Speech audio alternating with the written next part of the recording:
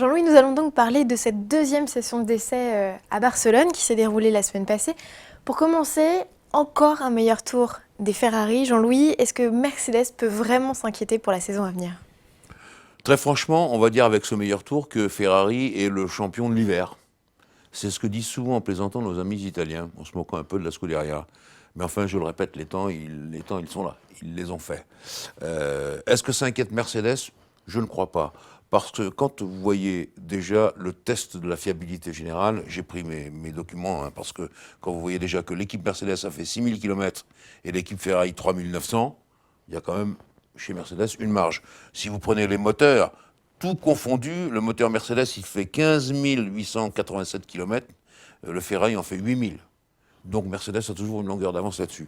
Il faut également parler des pneus, et on sait qu'à Melbourne, on aura les pneus médiums, les tendres et les super tendres. Et quand vous prenez dans chaque catégorie de pneus les meilleurs temps, même si on doit toujours prendre des pincettes pour les chronos, vous voyez qu'en médium, c'est Rosberg et Hamilton qui sont devant, Ferrari.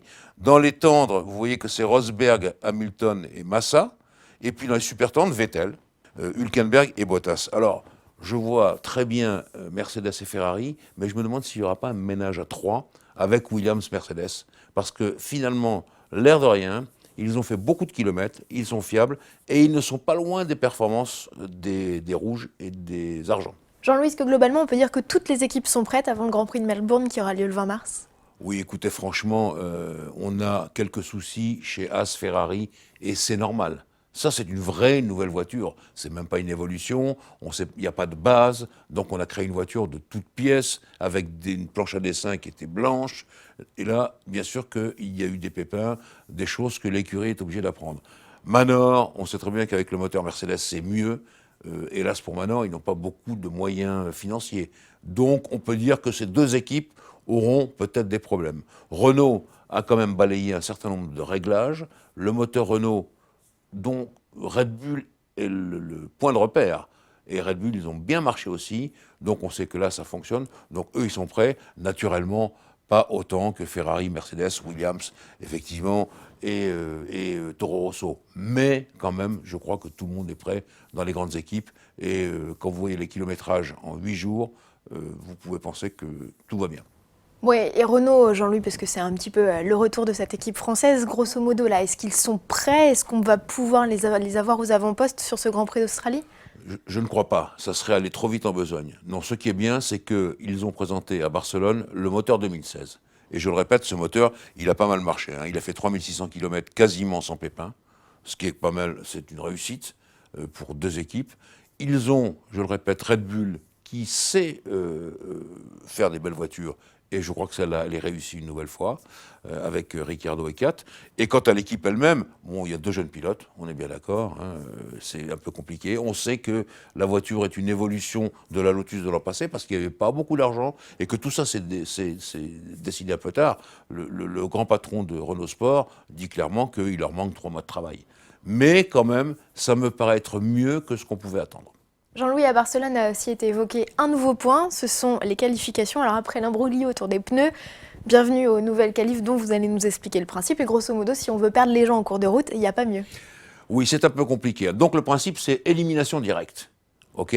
La première étape, c'est que Bernie Ecclestone a menacé directement les écuries avec un fusil, disent-ils. Il faut changer les qualifications, c'est pas assez vibrant. Donc on a imaginé ce système par élimination directe. Tout le monde a dit d'accord, mais on s'aperçoit en cours de route que les logiciels ne sont pas vraiment prêts. Ils ne sont pas prêts pour Melbourne et normalement ils devraient être prêts pour Barcelone, c'est-à-dire 4 Grands Prix plus tard. Donc ça c'est un peu compliqué. Alors qu'est-ce qu'on fait? On a trouvé encore une nouvelle étape. Mais là-dedans, la FIA, qui est quand même l'organisme régulateur de la Formule 1, dit dans son Conseil mondial, c'est OK. Donc c'est adopté. Donc alors on est tous là, avant le départ de Melbourne, à rentrer la tête dans les épaules en se disant, qu'est-ce qu'il va y avoir comme système de qualification? Et si c'est le nouveau système qui est adopté, est-ce que les logiciels vont fonctionner? L'élimination directe, c'est direct. C'est-à-dire que vous êtes le dernier, pan, hop, vous êtes sorti de la liste et c'est fini pour vous. Donc tout ça crée quelques soucis. Les pilotes ne sont pas tout à fait d'accord non plus. Et donc, comme ils en voient au chapitre, et de plus en plus, à mon avis, comme on l'a vu avec de multiples réunions avec Charlie Whiting, je crois que ça peut encore faire susciter de nombreux changements. Alors, autre discussions qui ont eu lieu à Barcelone, c'est à propos de ce fameux halo, cette espèce d'arceau qui se trouve au-dessus des Ferrari, qui, on le sait, pour des questions de sécurité, bien évidemment. Qu'est-ce que vous en pensez, vous, Jean-Louis?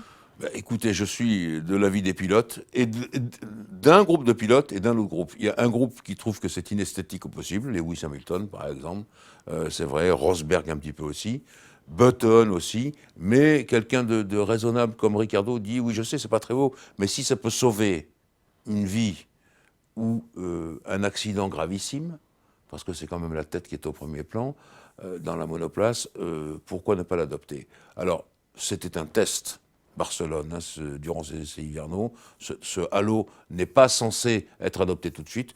Peut-être qu'il le sera en cours de saison, peut-être qu'on trouvera une autre solution, mais a priori, c'est la solution la plus pratique parce que la verrière complète, style avion de chasse, n'est pas possible si la voiture se retourne. Les autres solutions ne sont pas très belles non plus. Et donc je crois que si on doit aller dans cette direction-là, ce sera ça le prototype dit du halo adopté par l'ensemble de la F1. Mais on n'en est pas encore là.